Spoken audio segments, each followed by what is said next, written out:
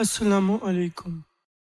جو درویش خواہش نفس سے امیروں کی طرف ہاتھ بڑھاتا ہے وہ ہرگز فلاح نہیں پا سکتا اور اس کا عذر ہرگز مقبول نہ ہوگا۔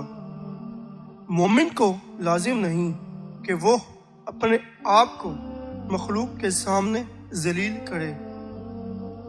دوستی کی خوبی یہ ہے کہ جو چیز اپنے لیے چاہتے ہو وہی اپنے مسلمان بھائی کے لیے چاہو، اور جو کچھ اس کے پاس ہے اس کی طمع ہرگز نہ کرو۔ اس کی جفا کو برداشت کرو، اس کو عذر قبول کرو، اس کا انصاف کرو، مگر اس سے انصاف ترک نہ کرو۔ اس کی اطاعت کرو مگر اس سے اطاعت نہ کراؤ۔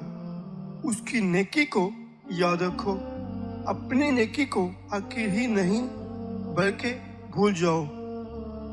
کوئی شخص کسی چیز کو نہیں جان سکتا جب تک اس کو ضد کا علم نہ ہو، اور نور و ظلمت ایک دوسرے کی ضد ہے۔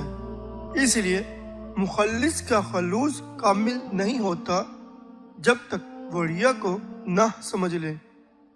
تصوف کے معنی خلق کو چھوڑ دینا اور حقائق کو پانا ہے۔